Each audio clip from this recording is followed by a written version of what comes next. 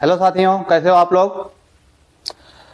कल की क्लास में हमने बात किया था, क्लास 10 में प्रकाश के बारे में बात किया था, प्रकाश के गुणधर्म के बारे में बात किया था कि प्रकाश क्या होता है, प्रकाश के गुणधर्म क्या होता है। जैसे प्रकाश हमने बताया था कि जो प्रकाश होता है, प्रकाश एक प्रकार की ऊर्जा है जो किसी भी वस्तु को देखने में सहायक बनाती है। तो हमने डिटेल से चर्चा किया था कि जो प्रकाश होती है, प्रकाश की जो ऊर्जा है, अब ये किसी वस्तु पर प्रकाश पड़ा तो प्रकाश से जो किरण है परावर्तित होके हमारी आंख पे गया। तो आंख से हमने बताया था कि कॉर्निया, कॉर्निया से फिर आइरिस, आइरिस से पुपिल, पुपिल से प्रकाश की किरण प्रवेश करती है। उसके बाद फिर अंदर उत्तल लेंस लगा होता है, वहां से फिर अपवर्तन होके आपके रेटिना पे जाती है। तो रेटिना पे होते हैं प्रकाश संवेदी कोशिकाएं, जिसको हमने बताया था कि रॉड्स होते हैं, कॉन्स होते हैं। तो ये क्या करते हैं, प्रकाश को विद्युत सिग्नल में कन्वर्ट कर देते हैं और विद्युत सिग्नल फिर आपके ऑप्टिक नर्व से आपके ब्रेन तक पहुंचता है। फिर वहां से ब्रेन डिसाइड करता है, फिर आप समझ पाते हो कि ये कौन सी वस्तु है। तो इस तरीके से हम प्रकाश को देखे थे। प्रकाश के गुणधर्म में बात किया था कि प्रकाश एक सीधी रेखा में चलता है। प्रकाश के निर्वात में जो चाल होती है 3 × 10⁸ मीटर प्रति सेकंड होती है। उसके बाद अलग अलग माध्यम में भी प्रकाश की चाल देखा था। जल में कितना होता है, 2.25 × 10⁸ मीटर प्रति सेकंड, और कांच में देखा था 2 × 10⁸ मीटर प्रति सेकंड। इस तरीके से हमने अलग अलग माध्यम में प्रकाश की चाल देखा था। उसके बाद हमने बताया था कि प्रकाश एक विद्युत चुंबकीय तरंग है।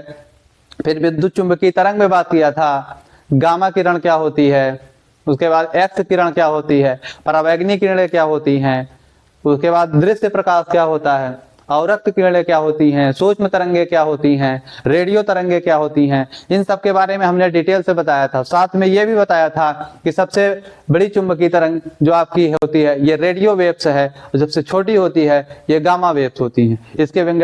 इसके वेवलेंथ के बारे में भी बात किया था कि लगभग जो आपके गामा किरण थी 0.1 एंगस्ट्रॉम के बराबर। उसके बाद फिर जो आप देखे थे, क्या कहते हैं उसको, लास्ट में जो हमारा था रेडियो वेव, तो रेडियो वेव की जो वेवलेंथ थी वो लगभग 10⁻10 से भी ज्यादा थी। तो इस क्लास में हम उससे आगे देखेंगे। इसका मतलब हम देखेंगे कि प्रकाश तो समझ लिया था, अब किरण के बारे में देखते हैं कि किरण क्या होती है। फिर किरण देखेंगे, फिर किरण पुंज के बारे में बात करेंगे। तो सबसे पहले हम किरण देखते हैं।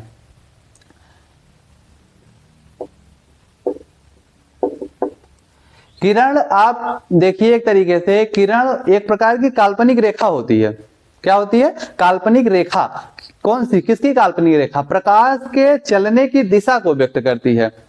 जो किरण होती है एक काल्पनिक रेखा होती है जो प्रकाश के पथ के मार्ग, जो प्रकाश का मार्ग होता है, जो पथ होता है, उसको डिसाइड करती है, उसको व्यक्त करती है। क्या, किरण। तो किरण एक प्रकार की काल्पनिक रेखा है। जैसे क्या बोलेंगे, किरण वह काल्पनिक रेखा होती है, किरण वह काल्पनिक रेखा होती है जो प्रकाश के पथ को व्यक्त, प्रकाश के चलने की पथ को व्यक्त करती। इस तरीके से आप लिखिएगा, प्रकाश के पथ को व्यक्त करती है। तो किरण समझ में आया। किरण वह काल्पनिक रेखा होती है जो प्रकाश के पथ को व्यक्त करती है, प्रकाश के चलने की दिशा को बताती है। आप इसको भी लिख सकते हैं, प्रकाश के चलने की दिशा बताती है, प्रकाश के चलने की दिशा को व्यक्त करती है। तो क्या होती है, आप समझ में आया। किरण एक काल्पनिक रेखा है, वास्तविक रेखा नहीं है। काल्पनिक रेखा हम मानते हैं कि एक ऐसी काल्पनिक रेखा है जो प्रकाश की किरण है, प्रकाश के चलने के पथ को दर्शाती है, प्रकाश के चलने की दिशा को दर्शाती है। तो किरण समझ में आया। तो इसके साथ ही एक टर्म आता है किरण पुंज। किरण पुंज जिसको हम कहते हैं बीम ऑफ लाइट।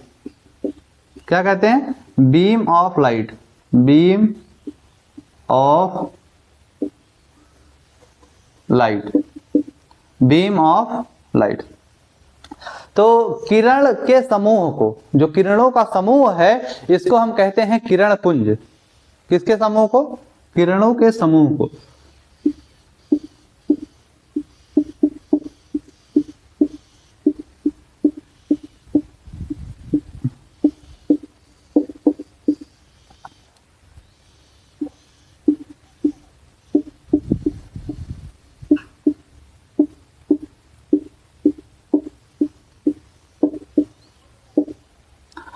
किरण पुंज क्या होता है? किरणों के समूह को किरण पुंज कहते हैं। तो किरण मतलब जो है, बहुत सारी किरणें जब हो जाती है, जैसे एक किरण, वैसे किरणों की जब समूह बन जाता है उसी को हम कहते हैं किरण पुंज।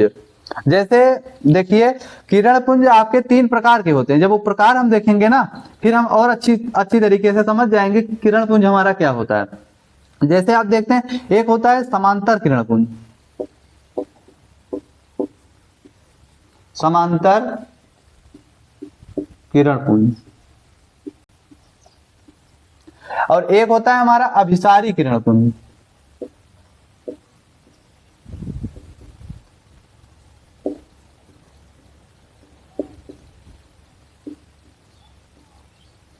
एक होता है हमारा अपसारी किरण पुंज।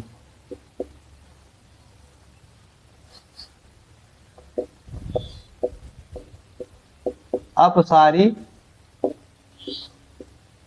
किरण पुंज। तो समांतर किरण पुंज, अभिसारी किरण पुंज और अपसारी किरण पुंज। तो समांतर किरण पुंज क्या होता है? जब किरणें एक दूसरे के समांतर होती हैं, जब किरणें एक दूसरे के समांतर होती हैं, और किरणों का समूह जो होता है किरण पुंज कहलाता है। और जब किरणों का जो किरणें हैं एक दूसरे के समांतर होती हैं, तो हम कहते हैं ये समांतर किरण पुंज है। जैसे मान लीजिए, एक किरण ये है, इसके जस्ट समांतर ये है, ये समांतर है, ये समांतर है। तो समांतर का मतलब है कि इन दोनों रेखाओं के बीच अगर एंगल देखा जाए, अगर कोण देखा जाए, तो शून्य होता है। जैसे अगर एक रेखा खींचे, अगर इसमें अगर कुछ कोण हो जाए दूसरी रेखा में, अगर इस रेखा के सापेक्ष अगर कोई कोण हो जाता है, तो ये इसके समांतर नहीं है। अगर थीटा, अगर ये रेखा है, इसी पे ये रेखा, इसका मतलब है कि इन दोनों रेखाओं के बीच जो एंगल है वो शून्य है। तो ऐसी रेखा को हम समांतर किरणें कहते हैं। अब ये कौन सी किरणें हैं? समांतर किरणों का समूह क्या कहलाता है? किरण पुंज। तो जब ये समांतर किरण समांतर हैं और ये समूह में है, तो ये किरण समांतर किरण पुंज कहलाती है। अभिसारी किरण पुंज क्या होता है? कि जब किरणों का समूह क्या होता है कि एक बिंदु पर मिलता हुआ प्रतीत होता है। जब किरणों का समूह एक बिंदु पर मिलता हुआ प्रतीत हो, उस तरीके की किरण पुंज को अभिसारी किरण पुंज कहते हैं।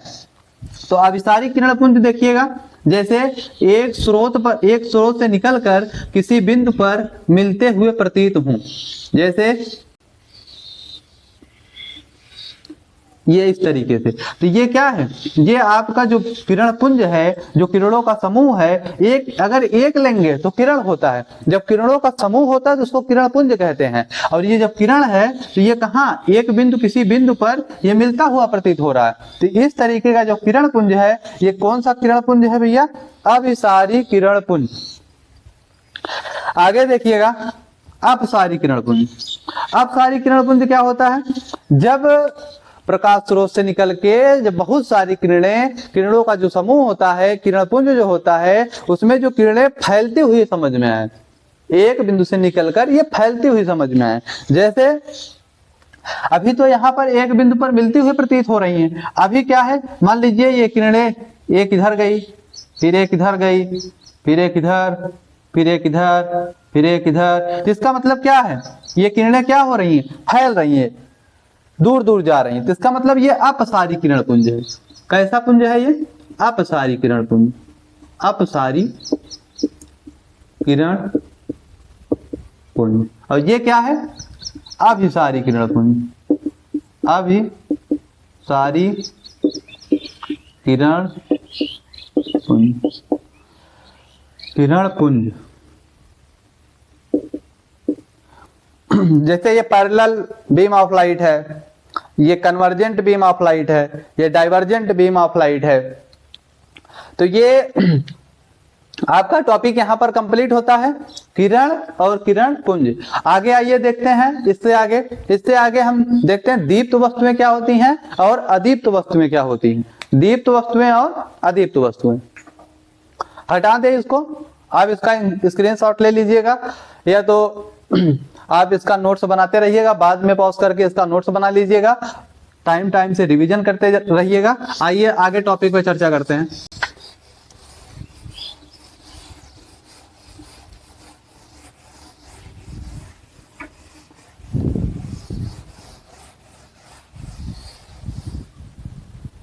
आगे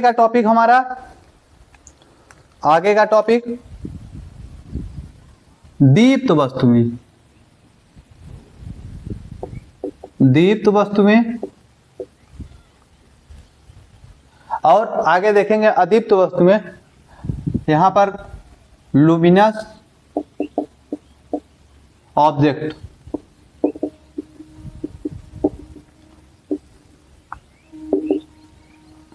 तो लुमिनस ऑब्जेक्ट क्या होता है? लुमिनस ऑब्जेक्ट ऐसी वस्तुएं जिनके पास खुद का प्रकाश होता है, अर्थात ऐसी वस्तुएं जो स्वयं के प्रकाश से प्रकाशित होती हैं। दीप्त वस्तुएं, तो दीप्त वस्तुएं की परिभाषा देखते हैं। ऐसी वस्तुएं जिनके पास खुद का प्रकाश होता है, अर्थात जो स्वयं के प्रकाश से प्रकाशित होती हैं, जो स्वयं के प्रकाश से प्रकाशित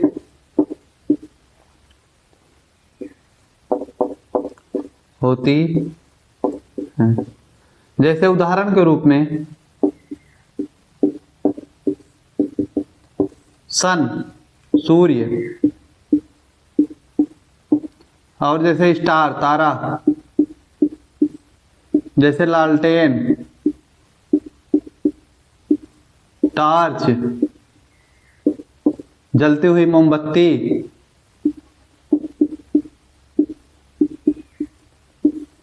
ये सब क्या है? ये सब दीप्त वस्तुएं हैं। तो इसमें आप क्या देखें कि ये ऐसी वस्तुएं हैं जो स्वयं के प्रकाश से प्रकाशित होती हैं, किसी दूसरे सोर्स से, किसी दूसरे ऑब्जेक्ट से ये नहीं प्रकाशित होती कि इनके पास किसी दूसरे का प्रकाश आके पड़ता है फिर ये जाके प्रकाशित होती हैं। ऐसा कुछ नहीं है, इनके पास अपना स्वयं का प्रकाश होता है। इसमें तो आपको पता होगा सूर्य और तारा, जैसे इसमें हाइड्रोजन हीलियम का जो क्रिया होता है, इसमें जो ऊर्जा उत्पन्न होती है वो प्रकाश के रूप में उत्पन्न होती है, उसी से हमको ये चमकते हुए दिखाई देते हैं। आगे एक टॉपिक आता है अपना अदीप्त वस्तुएं। कौन सी? अदीप्त वस्तुएं, जिसको कहते हैं नॉन लुमिनस ऑब्जेक्ट।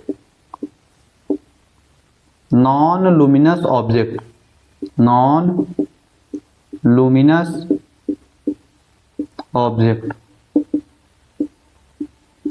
ये क्या होता है? ये ऐसी वस्तुएं होती हैं जो दूसरे के प्रकाश से प्रकाशित होती हैं। इनको देखने के लिए, इनको प्रकाशित होने के लिए इन पर दूसरी वस्तुओं का जब प्रकाश पड़ता है तो ये प्रकाशित हो जाती हैं। अर्थात ऐसी वस्तुएं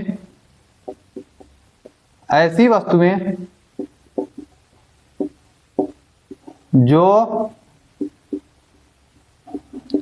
दूसरों के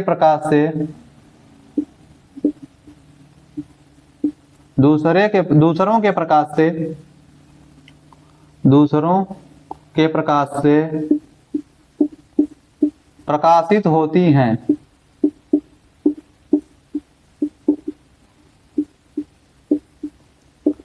जैसे आप एक एग्जाम्पल के रूप में ये बोर्ड ही देख लीजिए, लकड़ी का ये जो बोर्ड है, ये होता क्या है कि इस पर जब प्रकाश पड़ता है तभी हमको दिखाई देता है। कुछ भी चीजें आप देख लीजिए, जो भी चीजें आपके सामने दिख रही, जैसे मान लीजिए कुछ हुआ, लकड़ी हो गई,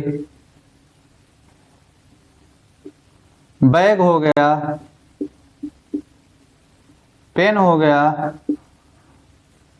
समझ रहे हो ना? ये सब चीजें है, कुछ भी, किताब हो गई, ये सब चीजें क्या है? ये सब चीजें नॉन लुमिनस ऑब्जेक्ट है। जब इस पर प्रकाश पड़ेगा तब जाके हमको दिखाई देती। इनके पास स्वयं का प्रकाश नहीं होता, इनके पास स्वयं का प्रकाश नहीं होता, और इनके पास क्या होता है? स्वयं का प्रकाश होता है। तो ये स्वयं के प्रकाश से प्रकाशित होती है या दूसरों के प्रकाश से प्रकाशित होती है? तो इसलिए इसको कहते हैं लुमिनस ऑब्जेक्ट, और ये कौन सा है? Non luminous object. समझ रहे? तो आपको मैंने आज क्या क्या बताया? किरण बताया, किरण पुंज बताया। किरण पुंज कितने प्रकार के होते हैं? अभिसारी किरण पुंज, अपसारी किरण पुंज, समांतर किरण पुंज।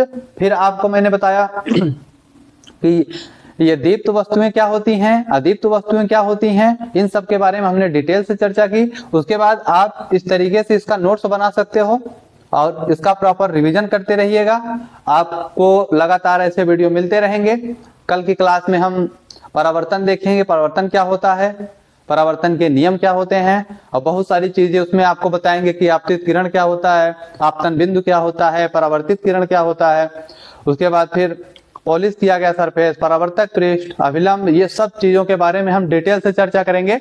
तो आप इसका नोट्स बनाइए, रिवीजन करिए। आज की क्लास दोस्तों यहीं पर समाप्त करेंगे। आज की क्लास लेने के लिए बहुत बहुत धन्यवाद। इसका नोट्स बनाते रहिएगा और कोशिश करिएगा कि इस चैनल को सब्सक्राइब कर लीजिएगा, जिससे कि आपको लगातार ये वीडियो मिलता रहे, आपकी पढ़ाई सुचारू रूप से चलती रहे। तो आज की क्लास दोस्तों यहीं तक। बहुत बहुत धन्यवाद।